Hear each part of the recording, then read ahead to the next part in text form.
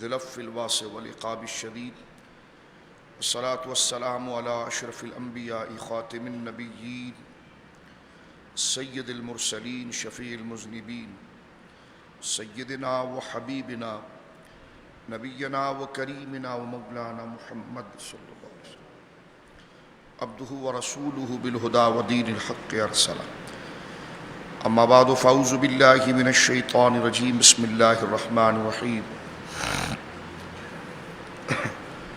يا أيها الذين آمنوا لا تقدموا بين يدي الله ورسوله واتقوا الله إن الله سميع عليم. يا أيها الذين آمنوا لا ترفعوا أصواتكم فوق صوت النبي ولا تجهروا له بالقول كجهر بعضكم لبعض أن تحبط أعمالكم وأنتم لا تشعرون.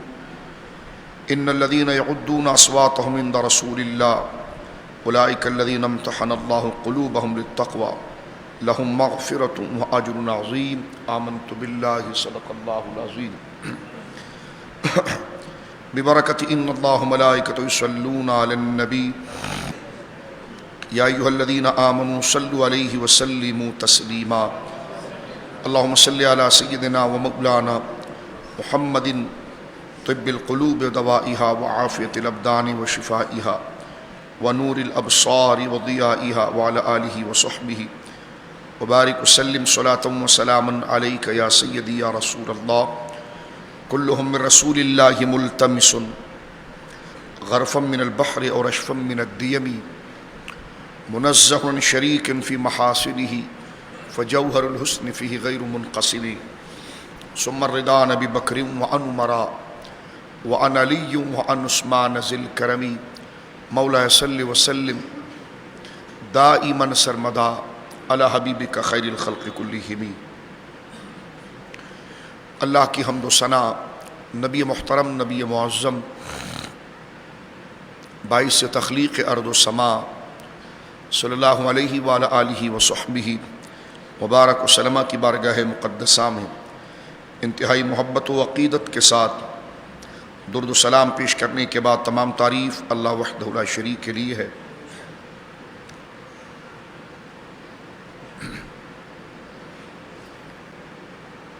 سورۃ الحجرات جو نزول کے اعتبار سے قرآن کریم فرقان حمید کی 105 یعنی 105ویں صورت ہے، اور قرآن کریم فرقان حمید میں درج کرنے کے اعتبار سے ترتیب مصحف کے اعتبار سے یہ قرآن کریم کی 49 سورہ ہے. اور ہم نے مقدمے میں اور ابھی خطبے میں اس کی 3 آیات کی تلاوت کی، جس کا مقصد آج کی ہماری گفتگو کا مقصد یہ ہے کہ اللہ رب العالمین جل وعلا نے اس دنیا میں انسان کو زندگی گزارنے کے لیے اور اپنے نظم زندگی کو سنوارنے کے لیے کچھ حقوق رکھے ہیں. کچھ حقوق وہ ہیں جو اس کے ماتحت ہیں، جن کا خیال اس نے کرنا ہے، اور کچھ حقوق وہ ہیں جو اس سے اوپر ہیں، جن کی اطاعت و فرمان برداری، جن کی محبت و تعظیم اور جن کے احترام کا ہر حال میں اس نے لحاظ کرنا ہے. ان حقوق کے ساتھ ہی انسان کی زندگی گزرتی ہے. اور یقیناً کسی بھی نظام کے لیے اور کسی بھی دستور کے لیے اور کسی بھی شے کے لیے اس کی پائیداری اس وقت متصور ہو سکتی ہے جب وہ کسی حق کے ساتھ وابستہ ہو اور اپنی تمام تر صلاحیتیں اس حق کو ثابت کرنے کے لیے، اس حق کو یعنی اس ذمہ داری کو ادا کرنے کے لیے، اس حق کو اور اس ذمہ داری کی پاسداری کے لیے وہ گزارے. اور اسی نظم کے ساتھ، اسی پابندی کے ساتھ کہ کچھ لوگ ہمارے ماتحت ہوتے ہیں، ہمارے نیچے ہوتے ہیں، جن کی ذمہ داری ادا کرنا ہمارا فرض ہوتا ہے، اور کچھ وہ ہوتے ہیں کہ جن کے ماتحت ہم ہوتے ہیں، کہ جن کی طرف ان کا جو حق ہماری گردنوں پر یا ہمارے اوپر ایمانی طور پر یا اخلاقی طور پر ہے، اس ذمہ داری کو ادا کرنا ہم پر لازم ہوتا ہے. مثلا ہمارے ماتحت جو ہیں وہ ہماری اولاد ہیں، غریب، نادار، مسکین، یا ہر وہ شخص جسے ہماری ذات سے کوئی نفع درکار ہے اور وہ صلاحیت ہمارے اندر موجود ہے، تو اس ذات کی ذمہ داری ہمارے پر عائد ہو جاتی ہے کہ اللہ رب العالمین نے جو امانتیں ہمیں عطا فرمائی ہے، چاہے وہ علم کی ہوں، چاہے وہ مال کی ہوں، چاہے وہ شہرت کی ہوں، تو خونی رشتے کے اعتبار سے بھی اور سماجی اعتبار سے بھی انسان کے اوپر اپنے نیچے طبقے پر اور جو اس کے ماتحت ہیں ان کے حقوق کی ادائیگی ایک انسان کے اوپر اور بالخصوص ایک مسلمان کے اوپر ان کی ادائیگی لازم ہو جاتی ہے۔ اولاد کے حقوق اس کے اوپر ہیں کہ وہ ادا کرے گا، بیوی کے حقوق اس پر ہیں کہ وہ ادا کرے گا، اڑوس پڑوس کے حقوق اس پر ہیں کہ وہ ادا کرے گا، یہاں تک کہ شریعت مطہرہ نے حقوق کی ادائیگی جو ہم پر ذمہ داری ہے اس میں یہاں تک ذکر کیا کہ انسان اگر صرف اپنی منزل کی طرف سفر کر رہا ہو، اپنے کسی کام کے لیے جا رہا ہو اور سواری میں یعنی بس میں یا سواری میں وہ جا رہا ہے یا سڑک پر جا رہا ہے، تو اس کے ساتھ اور لوگ جو اس سڑک پر چل رہے ہیں یا اس کی سواری میں اس کے ساتھ بیٹھے ہوئے ہیں تو ان کے حقوق کو بھی شریعت مطہرہ نے لازم کیا ہے۔ نمازوں کے ساتھ ساتھ سڑک پر چلنے والے جو لوگ ہیں ان کے حقوق بھی ہم پر ہیں اور ہمارے حقوق ان پر ہیں کہ وہ کہاں سے چلیں گے، کس طرح چلیں گے، کس کو کب راستہ دیں گے، کب ہم کسی کو راستہ دیں گے۔ اسی طرح ایک شخص ہمارے ساتھ سواری پر بیٹھا ہے اور ہمارے پڑوس اور ہمارے بغل میں ایک سیٹ پر بیٹھا ہے، اس مسافر اور وقتی طور پر جس سے ہمارا چند منٹوں کا بھی سامنا ہے تو ہم پر اس کے حقوق ہیں کہ ہم سلام کے ذریعے، کلام کے ذریعے، شائستگی کے ساتھ، ایک خوبصورت مسکراہٹ کے ساتھ اس کو اطمینان پہنچائیں، اس کو تسلی دیں۔ مقصود یہ ہے کہ اسلام وہ عظیم اور عالمگیر دین ہے کہ وہ صرف خون کے رشتوں کی ادائیگی اور ذمہ داری ہی کے بارے میں نہیں ارشاد فرماتا، بلکہ انسان کی زندگی جس ذمے کے ساتھ گزرتی ہے، جن لوگوں کے ساتھ گزرتی ہے، اور کسی سے انسان کا تعلق اگر 1 منٹ کا بھی ہوتا ہے تو اس کے حقوق کی ادائیگی بھی اللہ رب العالمین نے ایک انسان پر دوسرے انسان پر اس شخص کی لازم کی ہے۔ ذمہ داری سے مراد کیا ہے، حقوق سے مراد کیا ہے کہ اس کے بارے میں ہم سے پوچھا جائے گا، اس کے ہم پابند ہیں، اس کے بارے میں ہمارے سے سوال ہوگا، اور اگر ہم اسے ادا نہ کر سکے تو ہم ایک بہت بڑے حق کو تلف کر رہے ہیں، ضائع کر رہے ہیں، نظام کو خراب کر رہے ہیں، اور اگر ادا کر جائیں تو اس کا اجر ہمیں دنیا و آخرت میں ملے گا۔ اسی کو حقوق اللہ اور حقوق العباد کہا جاتا ہے۔ حقوق حق کی جمع ہے، اس کے بارے میں اس کا مطلب وہ ذمہ داری، وہ لازمی کام جو ہم پر لازم ہے۔ ہم پر صرف میاں بیوی یعنی شوہر کے اوپر صرف بیوی اور بچوں کے حقوق لازم نہیں، وہ راستے پر چل بھی رہا ہو تو اس کے ساتھ اگر کوئی چل رہا ہے تو اس کے حق کی ذمہ داری بھی اس شخص کے اوپر آتی ہے کہ اس کی ذات سے، اس کے قول سے اور اس کے فعل سے ایسا کوئی نقصان یا ایسی کوئی تکلیف ایک چلنے والا شخص جس سے شاید اس کا تعلق ابھی 1-2 منٹ کا ہی رہے گا، وہ ایسی کوئی تکلیف اور اذیت اس کو نہ پہنچائے جس سے اس کو پریشانی ہو، اور وہ پریشانی معاشرے میں بڑھتی ہوئی معاشرے کو خراب کرے۔ تو شریعت مطہرہ نے حقوق کی ذمہ داری پر اس قدر کلام کیا ہے، اور اللہ رب العالمین نے قرآن مجید میں ذکر بھی فرمایا سورہ النساء میں کہ ایمان والو، ہم نے تمہیں جو امانتیں عطا فرمائی ہیں تو وہ امانتیں اس کے اہل میں تقسیم کرو، یعنی تم اس کے مالک نہیں ہو۔ علم دیا، شہرت دی، مقام دیا، مرتبہ دیا، یہ تمام شان و عظمت جو تمہیں دی گئی ہے یہ اللہ کی امانت ہے، تو یہ امانت کے مستحق جہاں اس کو خرچ کرنا ہے، اس کے ذرائع، اس کا موقع جہاں اللہ نے رکھا ہے، جہاں وہ موقع تمہیں نظر آئے گا اور تمہارا اس سے سامنا ہوگا، تو جس قسم کی امانت تمہارے پاس ہے اس کی ادائیگی کا موقع اور مرحلہ جہاں پر آئے گا تو اس موقع کے اعتبار سے اس ذمہ داری اور اس امانت کی ادائیگی کرنا ایک مسلمان پر لازم ہے۔ اسی کو حقوق العباد کہا جاتا ہے۔ مختصر طور پر اخلاق کے اس فلسفے کو ذکر کرنے کے بعد اور سب سے بڑی ذمہ داری ذکر کرنے کے بعد ایک مسلمان کے اوپر یہ نچلے درجے کے جو حقوق ہیں، تو کچھ حقوق وہ ہیں جو اس سے اوپر درجے کے ہیں، جس کا اس نے پاسدار لحاظ کرنا ہے، اور وہ ذمہ داری جو نچلے درجے کی ہے وہ احسان کے طور پر ادا کرنی ہے، شفقت کے طور پر ادا کرنی ہے، مہربانی کے طور پر ادا کرنی ہے، جیسے بچوں کے لیے، اولاد کے لیے، غریبوں کے لیے، نادار کے لیے، جو میں نے تفصیل عرض کی کہ مسافروں کے لیے۔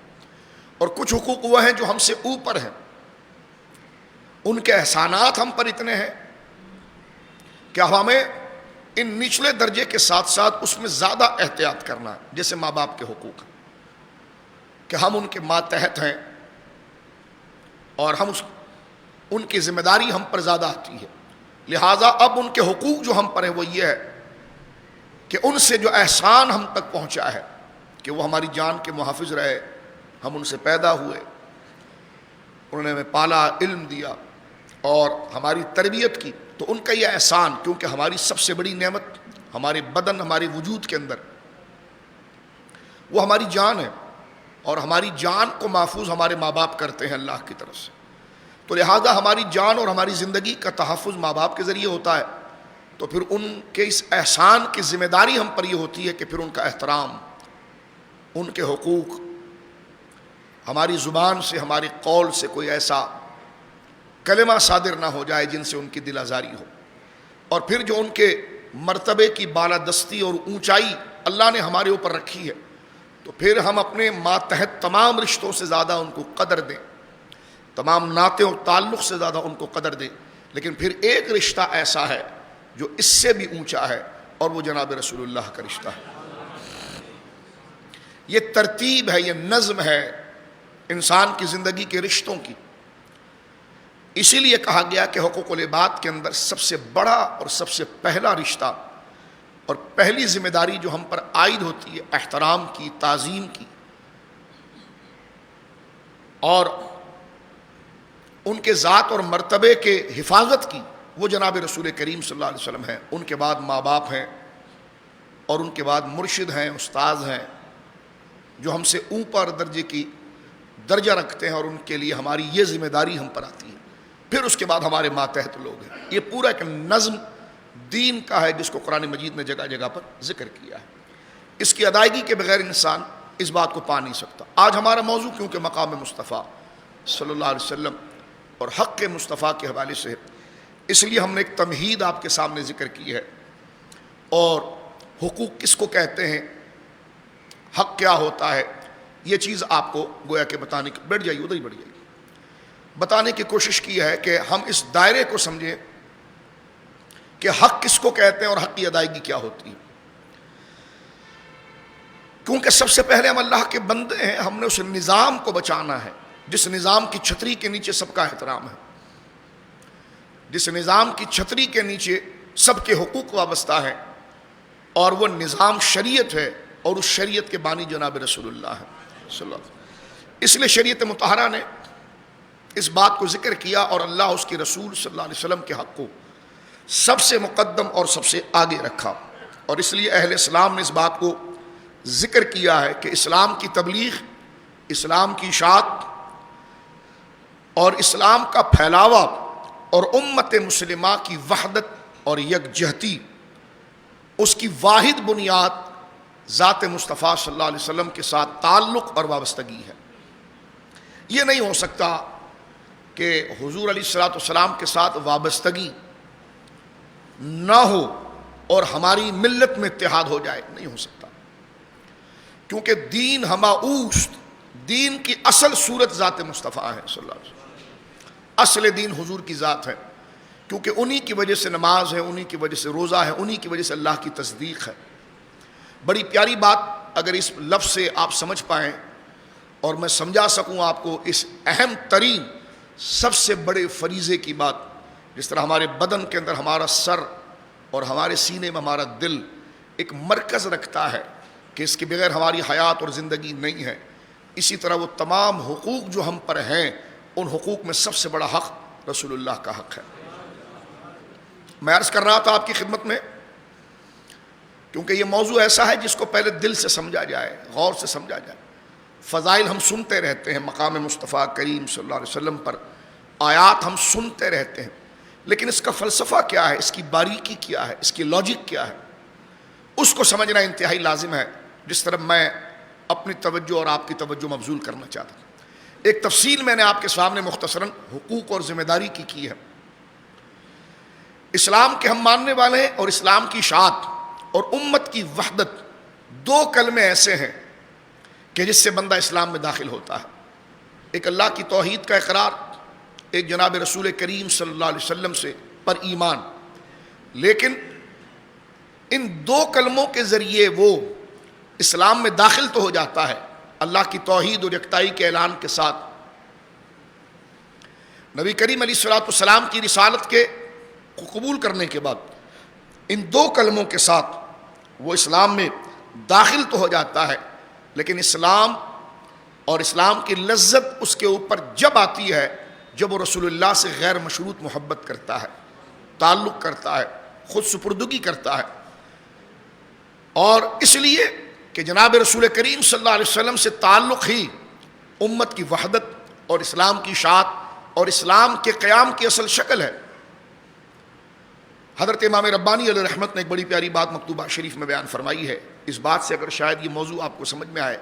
فرماتے ہیں کہ میں رب کو رب اس لیے کہتا ہوں کہ وہ میرے محمد کا رب ہے، یعنی ہر نعمتوں کا مرکز ذات مصطفیٰ کریم صلی اللہ علیہ وسلم کو وہ یقین کرے، اور یہی گویا کہ حقیقت ہے۔ رب سے اس کا تعلق ذات مصطفیٰ کی وجہ سے ہے، بندوں سے اس کا تعلق ذات مصطفیٰ کریم صلی اللہ علیہ وسلم سے ہے، لوگوں سے اس کا تعلق حضور ہی کے کہنے کی بنا پر ہے۔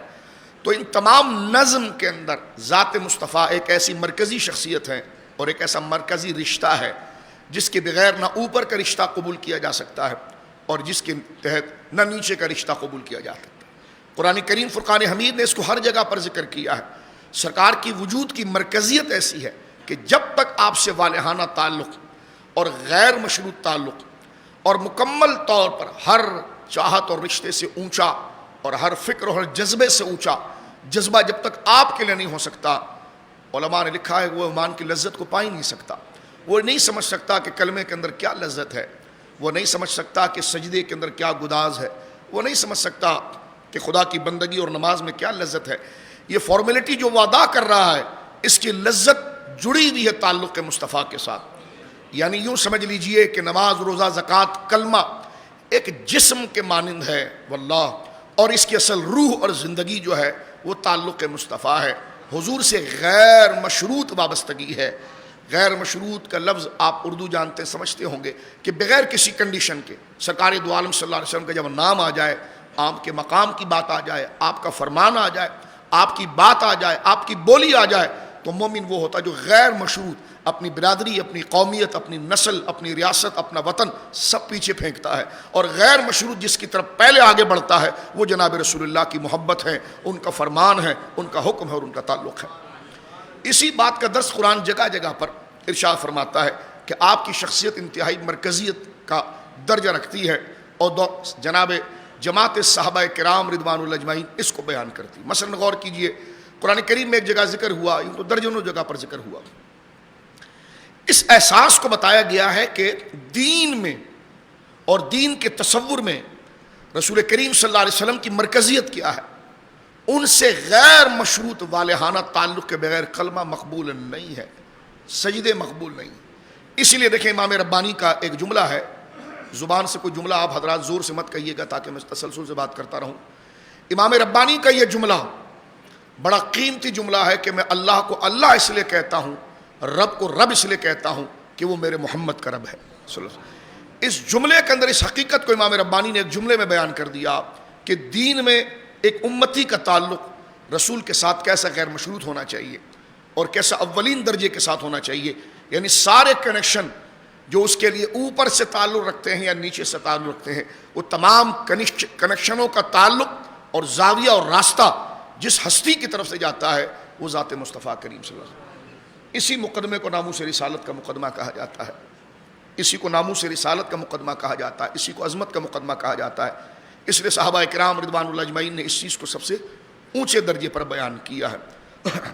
تو امام ربانی کے اس جملے کے ساتھ میں بات عرض کرنا چاہتا ہوں، قرآن کریم نے جگہ پر ذکر کیا، نبی مکرم صلی اللہ علیہ وسلم کی شانوں کا ذکر کرتے ہوئے اللہ نے بیان فرمایا کہ انا ارسلناک شاہدا، انا ارسلناک شاہدا ومبشرا ونذیرا، حبیب ہم نے آپ کو شاہد بنایا ہے، یعنی گواہ بنایا ہے، امت کے اعمال پر ہم نے آپ کو گواہ بنایا ہے۔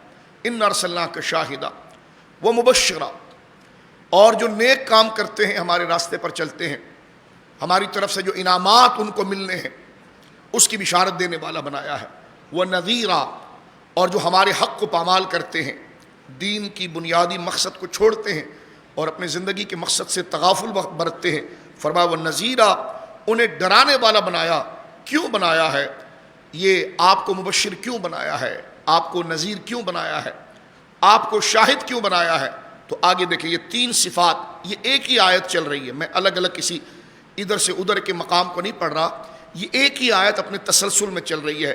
انا ارسلناک شاہدا ومبشرا ونذیرا لتؤمنوا باللہ ورسولہ وتعزروہ وتوقروہ وتسبحوہ بکرۃ واصیلا۔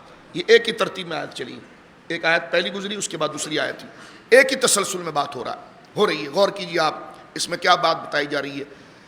نبی مکرم صلی اللہ علیہ وسلم کے عظمت والے مقام کو پہلے درجے کے اندر آپ کی تین بنیادی اور اصل شان بتا دی گئی کہ ہم نے آپ کو شاہد بنایا، کہ جو لوگوں کو آپ نے پہنچا دیا ہے، پھر لوگ کیا کرتے ہیں اس پر، اس کی گواہی ہم آپ سے طلب کریں گے۔ لوگ کہنے لگے کہ جناب نبی پاک صلی اللہ علیہ وسلم ہم سے واقف ہیں، تو میں نے کہا گواہ جس کو بنایا جاتا ہے واقف ہی ہوتا ہے، جس کو موقع محل اور معاملات کی واقفیت نہیں وہ گواہ کیسے؟ کہتے یہ کیسے ہو سکتا ہے؟ میں نے کہا تمہاری کھوپڑی چھوڑو، قرآن نے یہ بات کی، اب اس طرف آؤ۔ اللہ نے کہا نا انا ارسلناک شاہدا، ہم نے رسول کو گواہ بنایا ہے۔ اگر رسول کو اپنی امت کا علم نہیں تو گواہ کیسے؟ جس کو معاملہ ہی نہیں پتا وہ گواہی کیسے دے گا؟ جس کا مشاہدہ ہی نہیں ہے، جس نے وہ معاملہ دیکھا ہی نہیں ہے، جسے اس کو اطلاع ہی نہیں ہے، اور پھر شہادت علی شہادت شریعت میں معتبر نہیں، کسی سے سن کر گواہی دینا یہ بڑا ضعیف درجہ ہے گواہی کا۔ اگر آپ عدالت کے اندر چلے جائیں اور جج آپ سے پوچھے کہ جناب یہ معاملہ ہوا تھا، اس وقت آپ موجود تھے؟ کہا نہیں۔ کہا آپ نے دیکھا تھا؟ کہا نہیں۔ کہا آپ براہ راست اس کا علم رکھتے ہیں؟ کہا نہیں۔ تو گواہ کیسے بن گئے؟ کہا وہ فلاں نے کہا تھا نا، تو فلاں سے سن کر میں گواہی دے رہا ہوں۔ وہ کہے گا توہین عدالت ہے، اس کو گرفتار کرو۔ یہ شہادت علی شہادت پر کیسے آ گیا ہے؟ تو یہاں حضور کو مطلقاً گواہ بنایا گیا ہے، اور گواہ کوئی دنیائی عدالت نہیں بنا رہی، اللہ اپنے حضور بنا رہا ہے کہ فرمایا کہ انا ارسلناک شاہدا، حبیب ہم نے آپ کو گواہ بنایا۔ سورہ بقرہ میں دیکھیں دوسرا پارہ شروع ہوتا سیقول السفہاء کہہ کر جو قرآن شروع ہو رہا ہے، اس کی تیسری لائن آپ پڑھ کے دیکھیے، وہاں پر فرمایا وَيَكُونُ الرَّسُولُ عَلَيْكُمْ شَهِيدًا، وَيَكُونُ الرَّسُولُ عَلَيْكُمْ شَهِيدًا، ہم نے حبیب آپ کو ان کے اوپر گواہ بنایا ہے۔ اب ذرا جملہ یہاں پر سنیے، ایک ہے شاہد اور ایک ہے شہید۔ عربی گرامر کے اعتبار سے شاہد اور شہید اس میں تھوڑا سا فرق ہے۔ شاہد کو ہم شہیدہ یشہدو سے اس میں فاعل کہتے ہیں، شاہد گواہی دینے والا۔ شاہد عربی زبان کے اندر، عربی گرامر کے اندر اس میں فاعل ہے، اور شہید صفت مشبہ ہے۔ اس میں فاعل اس کو کہتے ہیں کہ وہ اسی وقت تک اس کا حکم جاری رہتا ہے جب تک وہ معاملہ اس کے سامنے ہو، وہ حدوث پر دلالت کرتا ہے، وہ معاملہ ختم ہو جاتا ہے۔ لیکن صفت مشبہ وہ دوام پر دلالت کرتا ہے۔ یہ نہیں کہا جائے کہ انا ارسلناک شاہدا، حضور کے سامنے جب تک کوئی معاملہ ہوتا رہا تو آپ شاہد تھے، تو شاہد کا معنی شاید وہاں پر درست ثابت ہو جائے، کیونکہ اس میں فاعل ہے، وہ حدوث پر دلالت کرتا ہے، گواہی دینے والا، تو جب تک معاملہ ہو رہا ہے گواہی دی۔ لیکن شہید صفت مشبہ ہے کہ جو ہمیشہ کے لیے اس کا وہ دوام و صفت موجود ہوتی ہے۔ تو قرآن نے حضور کو شاہد بھی کہا، شہید بھی کہا، یعنی آپ کی شہادت اور گواہی دوام ہے، وہ زمانوں کے ساتھ خاص نہیں، اور طویل۔ تو قرآن کی یہ دونوں آیتیں آپ کے منصب کو بیان کرتی ہے، آپ کی گواہی اس قدر معتبر ہے اور آپ کا علم اس قدر وسیع اللہ کی طرف سے ہے، اور آپ کو اپنی امت کے اوپر نگہبانی اتنی وسعت کے ساتھ ہے کہ خدا نے آپ کو شاہد بھی کہا، شہید بھی کہا۔ فرمایا انا ارسلناک شاہدا، ہم نے آپ کو آپ کی امت پر، ہم نے آپ کو گواہ بنایا ہے۔ گواہ بنایا، یا تمام مفسرین کہتے ہیں کس چیز پر گواہ بنایا؟ فرمایا بما فعلتم وعملتم، آپ کی امت جو کرتی تھی اور جو عمل کرتی تھی اور جو فعل کرتی تھی۔ تو حضور کی امت صرف حضور کے دور تک تو نہیں ہے، قیامت تک ہے، تو یہ تمام زمانے کو حضور کی منصب میں دیا گیا۔ اور فرمایا انا ارسلناک شاہدا، ہم نے آپ کو شاہد و شہید بنایا ہے۔ یہاں پر یہ ہوتا ہے کہ حضور کیسے دیکھ رہے ہیں؟ میں نے کہا دیکھو ہمارے کاندھوں کے اوپر دو گواہ ہیں کرامن کاتبین، ایک نیکی لکھ رہا ہے ایک بدی لکھ رہا ہے، لیکن اللہ نے اپنے دربار میں ان کو گواہ نہیں بنایا۔ غور کیجئے، جو لوگ زیادہ سمجھدار بنتے ہیں میں ان کی سمجھداری کو دستک دیتے کہتا ہوں کہ جو ہمارے ساتھ 24 گھنٹے گھوم رہے ہیں اللہ نے ان کو یہ درجہ نہیں دیا ہے، حضور کو دیا ہے۔ اگر حضور کو علم نہیں تھا العیاذ باللہ تو حضور کو گواہ کیوں بنایا؟ گواہ ان کو بنایا جاتا جو ہمارے کندھے پر موجود ہے، لیکن ان کا درجہ پیچھے کر کے سرکار کی بات کی گئی ہے تو اپنی کھوپڑی اور بغض کو نہ لایا جائے، جو منصب حضور کا ہے اس کو قبول کیا جائے۔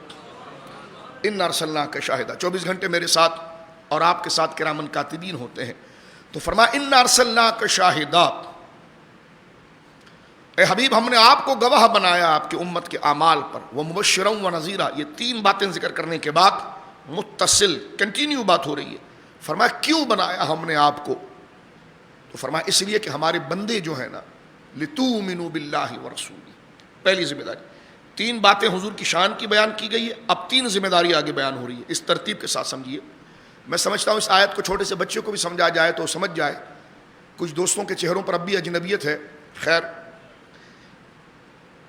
ہماری سانسیں بڑی تیزی سے گزر رہی ہیں، ہمیں دین کی باتیں ذرا سنجیدگی سے سمجھنی چاہیے۔ تین ذمہ داری ذکر کی گئی، ہم نے آپ کو گواہ بنایا، بشارت دینے والا بنایا، عذاب اور نافرمانی سے ڈرانے والا بنایا۔ کیوں بنایا؟ وجہ، یہ شانیں آپ کو کیوں دی گئی، یہ منصب آپ کو کیوں دیا گیا؟ تو آگے فرمایا لِتُؤْمِنُوا بِاللَّهِ وَرَسُولِهِ، تاکہ جو لوگ ہیں جن کی طرف آپ جا رہے ہیں، جن کی طرف آپ کو بھیجا جا رہا ہے، لِتُؤْمِنُوا بِاللَّهِ وَرَسُولِهِ، وہ سب سے پہلا کام یہ کریں اللہ اس کے رسول پر ایمان لائیں۔ ٹھیک ہے، اب نماز پڑھیں، فرما رک جاؤ، ایمان لے آئے۔ نماز پڑھیں، فرما رک جاؤ، ایمان لے آئے۔ روزہ رکھیں، فرما رک جاؤ، ایمان لے آئے، یعنی کلمہ پڑھ لیا۔ اب حج پہ جائیں، فرما رک جاؤ۔ دوسرا کام، نماز پڑھیں، فرما رکو۔ دوسرا کام کیا ہے؟ وہ تعزروہ، اس کی عزت کرو، ان کی تعظیم کرو، ان کی توقیر کرو۔ اب کیا کریں؟ وہ تسبحوا بکرۃ وأصیلا، اب صبح شام کی عبادت کے پیچھے چلے جاؤ۔ یہ ترتیب مقام مصطفیٰ کے لیے ایک پگلے کے سامنے بیان کی جائے تو اس کو سمجھ میں آ جائے کہ حق کے مصطفیٰ کو کس درجے میں بیان کیا جا رہا ہے۔ آج لوگ نماز کے مسائل سیکھتے ہیں، حضور کی عزت کے مسائل نہیں سیکھتے۔ آج لوگ باپ اور ماں کے فضائل سیکھتے ہیں، حضور کے مقام کو نہیں سمجھتے۔ آج لوگ پڑوس کے حقوق پر دیوانے، ہائے میرے پڑوسی کا حق نہ رہ جائے، ہائے نہ رہ جائے۔ میں نے کہا وہ ملا گردن سے پکڑا جائے گا قیامت کے دن جس نے اصل حق نہیں بتایا۔ پڑوس کا حق اچھا ہے، ضروری ہے، لازم ہے، لیکن اپنے درجے میں جو اس کی سطح ہے۔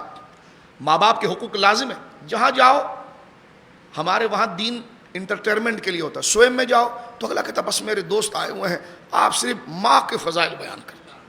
میلاد کے جلسے میں جاؤ، باپ کے فضائل بیان کرتے ہیں۔ کسی گیدرنگ میں جاؤ، بس لوگ سادہ بات سننا چاہتے ہیں، شاہ صاحب پڑوس کے فضائل بیان کرتے ہیں۔ میں نے کہا کیوں خود کو دھوکہ دیتے ہو؟ کیوں اپنے مطلب کا اسلام چاہتے ہو؟ ایک انٹرٹینمنٹ ہے اپنے لذت دینے کے لیے کہ میں مسلمان ہوں، کیونکہ ظاہر سی بات ہے سوئم میں ڈانس تو نہیں کروا سکتا، جبکہ شادیوں میں تو میں ڈانس کرواتا ہوں، شادیوں میں تو میں پارٹیشن نہیں رکھتا، عورت مرد کا اختلاط ہوتا ہے، اور میں اپنی نجی زندگیوں میں تو فلمیں ڈرامے میں زندگی گزارتا ہوں، اپنی بچیوں کو شرعی راستے پر نہیں لاتا، ان کو پردہ نہیں کرواتا ہوں۔ بس ہم نے دین کو معاذ اللہ ایک دقیقی فکر میں چار دیواری سوئم ہوگا تب یہ باتیں ہوں گی۔ باقی جو ہماری زندگی کے رائج طریقے ہیں اس میں کوئی بتا دے ہم کہیں شکل سے مسلمان رکھتے، ہماری شادی بیاہ میں کبھی آپ چلے جائیں کہیں بتا دیجئے، 5 منٹ کے قاضی صاحب نکاح پڑھائیں گے، اس میں بھی اگلا ٹانگ پہ ٹانگ ڈال کر ٹائی لگا کر بیٹھا ہوگا، اس کو اتنی تمیز نہیں کہ کلام کس کا پڑھا جا رہا ہے، اور پھر بعد میں مرنے کے بعد حرام پیسے چھوڑے گا کہ اس کی ذرا نیاز کھلا دینا کہ خدا مجھے بخش دے۔ کیوں اپنے آپ کو دھوکہ دیتے ہیں؟ اپنے آپ کو دین کے لیے جب تک ہم سیریس نہیں بنائیں گے۔ ایک جگہ نکاح میں جانے کا موقع ملا، دروازے پر میرے ہاتھ پاؤں چوم رہے تھے کہ آپ آ کر نکاح پڑھائیں، اور جب میں نے دیکھا تو عورت مرد کا اتنا خطرناک اختلاط تھا، میں دروازے سے واپس ہونے لگا۔ وہ رو کر کہنے لگا میں آپ کی بڑی عزت کرتا ہوں۔ میں نے کہا میں گلی کا کچرا ہوں، میری عزت کرتا ہے؟ وہاں رسول اللہ کے دین کی عزت کو پامال کیا جا رہا ہے، اتنی شرم نہیں آتی آپ کو؟ تو اپنے رواج کے اندر یہ گندی چیزیں لانا، تو ہم نے ان چیزوں کو اپنے مطلب کے لیے لیا۔ دیکھیں ماں باپ کا حق ہے، ہم پڑھتے پڑھاتے ہیں کو ہم غافل نہیں ہیں اس چیز سے، بیان بھی کرتے ہیں جب اس کا وقت آئے. میں نے بار بار ابتدائی تمہید سے آپ کے سامنے بات کی. کچھ ذمہ داریاں ہماری ماتحت ہیں, کچھ اوپر ہیں اور کچھ سب سے اوپر ہیں. ہر ایک کو ہر ایک کے درجے میں رکھا جائے گا. ماں باپ کے حقوق لازم ہیں اسی درجے میں جہاں ان کی حیثیت ہے, جتنا ان کا درجہ ہے. اس سے نیچے کریں گے بے ادبی ہے. اس کو ان سے اوپر کر دیں گے جن کے جوتوں کے نیچے وہ خود ہیں, تو یہ بھی بے ادبی ہے. پڑوس کا حق ہے, لیکن اس سے بڑا حق رسول کے پڑوس کا ہے جو آج گنبد میں ان کے ساتھ آرام کر رہے ہیں. اور اس سے بڑا پڑوس اس کا ہے جو رب کے ساتھ ہوتا ہے, جناب رسول کریم. تو اس درجے کو بھی ذرا دیکھ لیا جائے, غور کر لیا جائے. پڑوس کے حقوق ہیں لحاظ کے ساتھ ہیں, لیکن سب سے پہلا حق حق مصطفیٰ ہے. اب دیکھیں قرآن نے یہاں پر واضح کر دیا, فرمایا لِتُؤْمِنُوا بِاللَّهِ وَرَسُولِهِ. زیادہ اسمارٹ بن کر اپنے آپ کو نہ لاؤ, جیسے خدا نے کہا ہے ویسے دین کو لے کر چلو. اپنے جذبے کو ذرا متوازن رکھو. ہم انسان ہے, کوئی چیز ہمیں اچھی لگتی ہے اس کو بہت زیادہ گین کرتے ہیں, اتنا بڑھا دیتے ہیں. ہمیں ہر چیز کو بیلنس شریعت کی تعلیم میں رکھنا ہے. فرمایا آپ کو شاہد مبشر نذیر بنا کر بھیجا. کیوں بھیجا؟ فرمایا اس لیے کہ لوگ ایمان لائیں آپ پر اور ہم پر. اور پھر کیا کریں؟ نماز. فرمایا ٹھہر جاؤ. روزہ کا ٹھہر جاؤ. کا ماں باپ. فرمایا ٹھہر جاؤ. کا اڑوس پڑوس. فرمایا ٹھہر جاؤ. کیا ہے؟ فرمایا اس ہستی کی تعظیم, ان کا حق سب سے اوپر ہے. وَتُسَبِّحُ بُكْرَةً وَأَصِيلًا. تیسرے درجے میں ارشاد فرمایا کہ پھر ان کا حق ہے, پھر نماز ہے, پھر روزہ ہے, پھر زکوٰۃ ہے, پھر اپنے دل کے اندر سوچ لیجئے کہ ہم نے اس ترتیب کو کتنی بدترین انداز میں بگاڑا ہے. ہم نے اس ترتیب کو اپنے ذہن میں کتنا بگاڑ دیا. حضور کی عظمت کی بات کی جائے تو کہتے ہیں شاید ان کا کوئی سیاسی ایشو ہے. حضور کی عظمت کی بات اور شان بیان کیا جائے تو کہتے ہیں جناب نہ ان کا پتہ نہیں کیا مرتبہ اور مقام ہے. جس کو ہم نے حیثیت دی اسی کو سننا چاہتے ہیں. ہر چیز کو سنا جائے گا, لیکن موضوع کیونکہ ناموس رسالت کا ہے, حضور کی عزت کا ہے, توقیر کا ہے, تو یہ درجہ اللہ رب العالمین نے دیا. اب میں اختتام کی طرف جاتے ہوئے ایک بات عرض کرنا چاہتا ہوں. میں نے عرض کیا آپ سے نہیں, خود سے اور آپ سے, کہ اسلام سے وابستگی دو کلموں سے ہوتی ہے, توحید اور رسالت. لیکن اس کا کمال اور اس کی لذت اور حلاوت کب آتی ہے؟ کہ جب وہ غیر مشروط حضور سید عالم سے اپنی وابستگی کو ظاہر کرتا ہے, لوگوں میں بھی اور تنہائی میں بھی, اپنے غم میں بھی اور خوشی میں بھی. غم میں بھی اسی چیز کو پسند کرے گا جس کو انہوں نے پسند کیا تھا, اور خوشی میں دندناتا ہوا نہیں پھرے گا کہ بیچ چوک کے اوپر جناب گانے بجانے, شراب کی نشستیں چل رہی ہوں اور سوشل میڈیا پر باتیں چل رہی ہوں, اور ایسے وزراء لا کر کھڑے جائیں کر کیے جائیں جو کہتے جناب مذہبی لوگوں کی اکثریت تو ہوتی ہے لیکن وہ نظام نہیں لا سکتے. میں نے کہا بیٹا کبھی اعتدال سے تم الیکشن کرا کر دیکھو, تم پورے ملک میں 4 سیٹیں لے لو تو ہم مان جائیں تمہارے, تو تمہیں پتہ چل جائے کہ نظام کیا ہے. تم گوروں کے اور قادیانیوں کے جوتوں میں کھانے والے, رسول اللہ سے غداری کرنے والے, تم نے اپنی ذات کو اتنا آگے بڑھایا ہے کہ تمہیں پتہ ہی نہیں ہے کہ قرآن کریم نے کیا ترتیب اور کیا نظم کو بیان کیا ہے. میں نے گزشتہ جمعے بھی عرض کیا تھا کہ یہ جو وزیر ہمارا بات کرتا ہے اس کے باپ دادا کی تاریخ یوٹیوب پر موجود ہے. تحریک آزادی میں اس کے پردادا نے انگریزوں کا چمچہ تھا, اور وہ آزادی کی تحریک کے اندر ان لوگوں کو مارتا تھا اور ان لوگوں کو مرواتا تھا کہ جو لوگ آزادی کی بات کرتے تھے. آج ریاست پاکستان کے اندر اس کو ایک بہت بڑا رتبہ دیا گیا ہے. اللہ اکبر. تو یہ تمام چیزیں اور بولیاں دیکھیں. اور پھر ہم اداروں سے یہ کہنا چاہتے ہیں کہ جس طرح اسپیکر قومی اسمبلی نے اس کو جوتے مار کر باہر نکالا ہے, اس سے یہ منصب لیا جائے. یہ دوسرا سلمان تاثیر بننے جا رہا ہے اور انتشار کر رہا ہے اسلام کے لیے. اور جو جملے یہ ہلکے کہہ رہا ہے علماء کے لیے, دینی طبقے کے لیے, وہ لوگ وہ ہیں جو اقبال کے اس فلسفے پر عمل کرتے ہیں کہ دی ہما اوست اگر بؤ نہ رسیدی تمام بولا حبیس, کہ بمصطفیٰ برسا خیش کے دی ہما اوست اگر بؤ نہ رسیدی تمام بولا حبیس, کہ دین کیا ہے؟ وہ حضور تک پہنچنا ہے, اور جو حضور تک نہ پہنچے وہ بولہبی ہے. اب اس کے اختتامی جملے میں عرض کرنا چاہتا ہوں اس حوالے سے. سورۃ الحجرات گھر جا کر یہ ابتدائی سورت کو پڑھیے, اس میں سارا نظام سمجھ میں آ جاتا ہے. یہ قرآن کے نازل ہونے کے اعتبار سے قرآن کی 105ویں سورہ ہے, اور قرآن کریم میں درج کرنے کے اعتبار سے یہ قرآن کریم کی 49 سورہ ہے. اس میں بیان کر دیا گیا ہے جو دعویٰ ایمان کرتے ہیں, میں اور آپ غور کیجئے گا, کسی ملحد پر تنقید میں ہم اتنے زیادہ مست نہ ہو جائے کہ شاید ہم 2 وقت کی نعت پڑھنے سے اپنے آپ کو بہت بڑا عاشق سمجھیں. یہ بھی کیونکہ تنقید بھی توازن کے اندر ہونی چاہیے. بندہ جب ایک کو تنقید کرتا ہے تو سارا گناہ اس کی گردن پر رکھتا ہے, خود بے باک ہو جاتا ہے. اگر ہم اس ملعون وزیر کا رد کریں تو اتنے مست بھی نہ ہو جائے کہ سارا جہنم میں تو یہی جائے گا, ہم تو جناب بری الزما ہو گئے یہ بات کر کے. نہیں, بندہ کسی پر تنقید کرتے ہوئے اپنے حقوق کو بھی کبھی بھولتا ہے اور اپنے آپ کو خود اتنا پارسا سمجھ لیتا ہے. ہاں, یہ بات جو تم اس پر تنقید کی کر رہے ہو یہاں تک تم ٹھیک ہو, تم نے جنت میں جانا ہے, رب سے راضی ہونا ہے, تو پھر وہ حرکتیں نہیں کرنا ہے جو وہ بھی کر رہا ہے. اس لیے بے ادبوں کا رد کرو, لیکن خود بھی دعا کرو کہ ہم بے ادب نہ ہو جائیں. جو زندگی آگے کسی بد مذہب کے رد میں اتنے بھی مست نہ ہو جاؤ کہ خود کو فرشتہ سمجھ لو کہ ہم بخش دیے گئے. تمہاری بخشش اور میری بخشش آخری سانس تک ہے, کہ جب ہم روح دے رہے ہوں گے اس وقت ہمارے اندر جذبہ کیا ہوگا.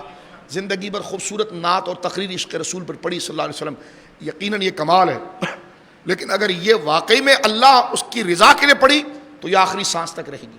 لوگوں سے داد و تحسین, خود کو عاشق رسول محض ثابت کرنا اور اس کو واسطہ بنا کر اپنے لیے ایک نمود چلانا.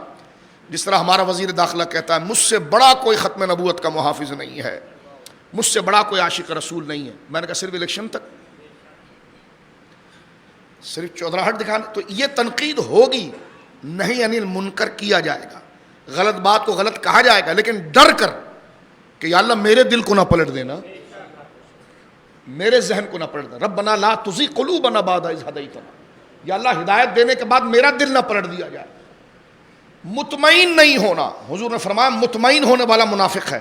مومن ہمیشہ ڈرا رہتا ہے کہ کہیں چلا نہ جائے, کہیں چلا نہ جائے, کہیں چلا. اس لیے آپ اپنے پرس کو رش کے اندر والیٹ کو پکڑ کر رکھتے ہیں کہ کوئی کھینچ نہ لے, جیب نہ کاٹ دے. مطمئن نہیں ہوتے, صرف والیٹ میں پیسے رکھ کر مطمئن نہیں ہوتے. اس بازار سے گزرنے کے لیے آپ کو زبردستی پکڑ کے رکھنا ہوتا ہے کہ یہ دولت لوٹ نہ لی جائے. تو اگر دین آ گیا ہے سینے میں اور دل میں حضور کی عظمت, اللہ کی توحید کی عظمت آ گئی ہے, تو اس کو سنبھال کر رکھنا ہے اس وقت تک جب تک اس کا لینے والا آ نہ جائے. تو کسی پر اگر تنقید بھی ہو تو اتنی ایک درجے تک ہو, اس سے ہم خود کو پارسا ثابت نہ کر دیں اور مطمئن نہ کر دیں. بات یہاں پر ختم ہوتی ہے. قرآن اسی دعوے پر بڑے ہوش سے سنیے, ہلا دینے والی بات یہاں پر کی جا رہی ہے. فرمایا یا ایھا الذین آمنوا, سورہ حجرات شروع ہوتی ہے, اعوذ باللہ من الشیطان الرجیم. یا ایھا الذین آمنوا, اے ایمان والو. ہمارے بزرگ اس کا معنی کرتے ہیں اے ایمان کا دعویٰ کرنے والو. ابھی سب دعویٰ ہے, جو ایمان لے گیا وہ مومن تھا, اب تو صرف دعویٰ ہے. یہ صرف دعویٰ ہے, اور اس دعوے کے لیے مجھے آپ کو 40 سال 50 سال 25 سال 80 سال 70 سال اس کو ثابت کرنے کے لیے دیے. ہم دعوے پر ہی مطمئن ہو جاتے ہیں اور پوری زندگی اس دعوے کے خلاف چل رہی ہوتی ہے اور کہتے جی کلمہ پڑھ لیا ہم نے. تو اس لیے کہا گیا یا ایھا الذین آمنوا, اے ایمان کا دعویٰ کرنے والو, ثابت کرو اس کو. کس چیز سے؟ لا تقدموا بین یدی اللہ ورسولہ واتقوا اللہ. اللہ اکبر. اے ایمان کا دعویٰ کرنے والو, غور فکر کرو اپنے عمل کی طرف. کبھی ایسا نہ ہو کہ تم اللہ اور اس کے رسول کو کراس کر جاؤ. لا تقدموا, کراس نہیں کرنا ہے تم نے, مقدم نہیں ہونا ہے, آگے نہیں جانا ہے. بین یدی اللہ, اللہ اس کے رسول سے آگے نہیں جانا ہے. واتقوا اللہ, ایک ترجمہ ہوتا ہے ڈرو. ہمارے بزرگوں نے ترجمہ واتقوا اللہ, ڈرتے رہو. ڈرو سے کہیں بے باکی نہ آ جائے گا, وہ بات ہو گئی. فرمایا واتقوا اللہ, ڈرتے رہو. ان اللہ سمیع علیم, اللہ تمہیں سن بھی رہا ہے, تمہارے دلوں کو دیکھ بھی رہا ہے. یہ ایک ہی آیت آج کے درس میں ہم پڑھتے ہیں اور اس پر اپنی گفتگو کو ختم کرتے ہیں. میں اور آپ اپنی قبر کی فکر کرتے ہوئے جو بقیہ زندگی رہ گئی ہے, اپنی زندگیوں سے منافقت کو نکالیں, اپنی زندگیوں سے دو رنگی کو ہم نکالیں. دعویٰ ایمان سے ایک وقت کی نماز سے ہم سمجھتے ہیں کہ ہم مومن ہو گئے, لوگ آسان سمجھتے ہیں مسلمان ہونے. فرمایا یا ایھا الذین آمنوا, اے ایمان والو, اے ایمان کا دعویٰ کرنے والو. اپنی خوشی میں رسول سے آگے نہیں جانا, اپنے غم میں رسول سے آگے نہیں جانا, اپنے کاروبار میں رسول سے آگے نہیں جانا, اپنے نظام میں رسول سے آگے نہیں جانا. لا تقدموا, آگے نہ بڑھنا، کراس نہ کرنا، اس لائن کو کراس نہ کرنا جو اللہ نے فرما دی ہے، جو رسول اللہ نے دے دیا ہے، اس سے آگے نہ جانا۔ واتقوا اللہ، اور ہمیشہ ڈرتے رہنا کہ غلطی تو نہیں ہوگی، غلطی تو نہیں ہوگی، غلطی، پھر معافی مانگنا رب کے حضور اور تکرار رکھنا۔ ان اللہ، آگے دیکھیں آیت جب ختم ہوتی ہے نا تو انسان کے لیے بڑے شعور کی بات ہے۔ آگے اللہ کہتا ہے ان اللہ سمیع، جو تو نعتیں پڑھتا ہے، تقریر کرتا ہے، نبی کا نام لیتا ہے، اللہ کا نام لیتا ہے، سمیع، ہم اس کو سنتے ہیں۔ سنتے تو سب ہے مجمع کے اندر، لیکن العلیم، تیرے جذبے کو بھی پیچھے دیکھتے ہیں کہ کس جذبے سے تو لے رہا ہے۔ ان اللہ سمیع علیم۔ آخری بات یہاں پر کہہ کے گفتگو ختم کرتے ہیں کہ اے ایمان کا دعویٰ کرنے والو، ایسا قانون نہ بنانا جو رسول کو پھلانگ جائے، ایسی بات نہ ماننا جو رسول کے مقابلے پر آ جائے، ایسی رشتہ داری نہ رکھنا جو رسول کے کہے بغیر ہو جائے، ایسی خوشی نہ کرنا جو رسول کے نظام کے خلاف ہو جائے۔ لا تقدموا بین ایسا کوئی قانون نہیں، ایسی کوئی مرضی نہیں، ایسی کوئی خواہش نہیں، خود سپردگی، پورا اپنے آپ کو حوالے کرو دین کے، اسی کو وفاداری کہتے ہیں۔ تنظیم ایک کی ہے، جھنڈا کسی اور کا لگایا ہے، تنظیم ایک میں ہے، بیٹھتا کسی اور کے ساتھ ہے، اور پھر کہتا ہے کہ جناب مجھے کوئی عزت ملے، عزت وفاداروں کو ملتی ہے، کہ جس کا ہے تو تنہائی میں بھی اس کا ہے، اجالے میں بھی اس کا ہے، چہرے سے بھی اس کا۔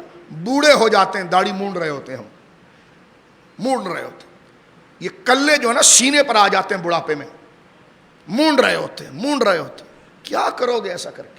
اللہ فرماتا لا تقدموا بین یدی اللہ، رسول کے نظام سے آگے نہ بڑھو۔ تمہیں کس نے کہا پگلو داڑھی مونڈ کر کوئی انسان خوبصورت لگتا ہے؟ کا حسن کا مرکز تو ذات مصطفیٰ ہے۔ تمہارا چہرہ بتائے کہ تم کس کے ہو، تمہارا چلنا بتائے کہ تم کس کے ہو، تمہارا بولنا بتائے۔ یہ بہت بڑی اپیل کرتی ہے آیت، میں اس پر کیا کیا عرض کروں اپنے لیے اور آپ کے لیے۔ بندہ غیرت اور اپنی قبر کو سامنے رکھ کر اس کو ایک دیکھے کہ کیا کہنا کہا جا رہا ہے۔ اے ایمان کا دعویٰ کرنے والو، اللہ رسول کے نظام سے آگے نہ چلنا۔ نہیں ہماری برادری یہ کہتے ہو، چپ کرو، تمہاری برادری کا نظام رسول نے دے دیا، وہی چلے گا۔ وہ ہمارا وطن یہ کہتا ہو، چھوڑو وطن کو، ہم کوئی نیشنلسٹ ہے، ہم کوئی وطن پرست ہے، ہم خدا پرست ہیں۔ وطن بھی اسی پر چلے گا جو رسول اللہ نے نظام دیا، برادری بھی اسی پر چلے گی، ہماری شادیاں بھی ویسی ہوں گی، ہمارے غم بھی ویسے ہوں گے، ہمارے تہوار بھی ویسے ہوں گے، ہم گھر میں بھی ویسے ہوں گے، بازار میں بھی ویسے ہوں گے جیسے رسول اللہ نے دیا ہے۔ واتقوا اللہ، اور اللہ سے ڈرتے رہو۔ ایک صحابی نے صرف حضور سے پہلے قربانی کر لی تھی، بات کو ختم کرتے ہیں، قربانی کی تھی۔ دیکھیں قربانی کا مسئلہ یہ ہے کہ دیہات میں عید کی نماز نہیں ہے، دیہات میں جمعہ نہیں، جمعہ مصر میں ہوتا ہے، مصر سے مراد ایجپٹ نہیں، شہر کی اپنی تعریف ہے۔ قربانی کے دنوں کے اندر جو گاؤں دیہات کے اندر ہے وہ اسی وقت قربانی کر لیں جب فجر کا وقت ہو جائے، وہاں نماز عید کی تو ہوتی نہیں، مشروع ہی نہیں، وہ تو شہر کے لیے۔ اور شہر کے جو لوگ ہیں وہ قربانی کب کریں؟ جب ان کے علاقے میں، ان کے شہر میں سب سے پہلے کہیں پر عید کی نماز ہو چکی ہو۔ یہ دو الگ الگ مسئلے۔ شہر میں اگر ایسے وقت میں قربانی کر لی جب عید کی نماز شہر میں ہوئی نہیں تھی تو قربانی اس کی نہیں۔ اب آپ دیکھیں ایک صحابی ہیں، انہوں نے مسئلہ سیکھنے کے لیے، اب پتہ نہیں ہے، اپنے علاقے میں انہوں نے قربانی کر لی، جانور بھی وہ لایا جس کا حکم اللہ دیتا ہے، تکبیر بھی اس پر وہ پڑی جو اللہ نے کہی ہے، کاٹا بھی اللہ کے لیے، لیکن اللہ کہتا لا تقدموا، تمہاری کوئی قربانی قبول نہیں، جانور بھی اللہ کے لیے لایا۔ اب آپ دیکھیں، ہم کہتے ہیں جی ہم نے تو دریاں بھی بچھائی، سب کچھ کیا، ہم نے کہا یہ کس کے لیے ہے؟ قربانی کی اللہ کے نام پر، جانور بھی وہ لائے، کوئی ایسے ممنوع جانور نہیں لائے جس کو اللہ نے منع، جانور بھی وہی لائے جو اللہ کہتا ہے، اس پر تکبیر بھی وہی پڑی جو اللہ کے نام کی، لیکن اللہ نے قبول نہیں کیا۔ کیوں؟ فرمایا میرے نبی سے پہلے کیسے کر لیا، میرے نبی سے پہلے کیسے کر لیا۔ اللہ اکبر۔ اللہ رب العالمین ہمیں اپنی زندگی کے ہر شعبے کے اندر اس کو، اولاد کی تربیت میں حضور کے نظام کو آگے رکھنا، بیوی کے ساتھ معاملات میں حضور کے نظام کو آگے رکھنا، قرآن کریم ماں باپ کے حقوق میں آگے رکھنا، برادری کی پالیسیاں بنے تو پہلے شریعت اور حضور کی برادریاں اگر کوئی ذمہ داریاں بانٹیں تو اس میں نظام زندگی کے اندر بھی حضور کی بات کو آگے رکھنا، جب طاقت اور ہمت مل جائے تو پھر اس کو خرچ کرنے کے لیے بھی حضور کے نظام کو آگے رکھنا، جب غربت اور کمزوری اور پستی آ جائے تب بھی حضور کے نظام کو آگے رکھنا، جب میت ہو جائے اور سوگ ہو جائے تب بھی حضور ہی کے نظام کو آگے رکھنا، تاکہ آنے والا نہ کہے کہ یہ کوئی انگریزوں کا وہاں کوئی ماتم ہو رہا ہے، کہ ادھر سے بھی پتہ چلے کہ یہ مسلمان ہے۔ اور جب شادی بیاہ ہو جائے تو پھر ساری عزتوں کو سر پہ باندھ کے نہ پھرنا، بلکہ وہاں پر جو چیز لاؤڈ اسپیکر پر چل رہی ہے اس میں بھی لا تقدموا بین یدی اللہ ورسولہ، جو معاشرہ اور ماحول بنا ہوا ہے اس میں بھی لا تقدموا بین یدی اللہ رسولہ فرمایا جاتا ہے. بات کو ختم کرتے ہیں. علامہ شعرانی کہتے ہیں جس نے اس نظم کو پڑھ لیا نا اس کو پوچھنا کہ پھر کلمے کی لذت اور ٹیسٹ کیا ہے. اللہ رب العالمین میرے اور آپ کی زندگی سے دو رنگی نکالے اور ہمیں تحفظ ناموس رسالت تحفظ شریعت کا جذبہ عطا فرمائے. جیسے ہم سامنے رہیں ویسے گھر میں رہیں, جیسے اجالے میں رہیں ویسے اندھیرے میں رہیں, جیسے مجمع میں رہے ویسے تنہائی میں رہے. بخدا خدا کا یہی ہے در, نہ کوئی اور مفر نہ کوئی مقر. جو وہاں سے ہو یہیں آ کے ہو, جو یہاں نہیں وہ وہاں نہیں. وآخر دعوانا الحمدللہ.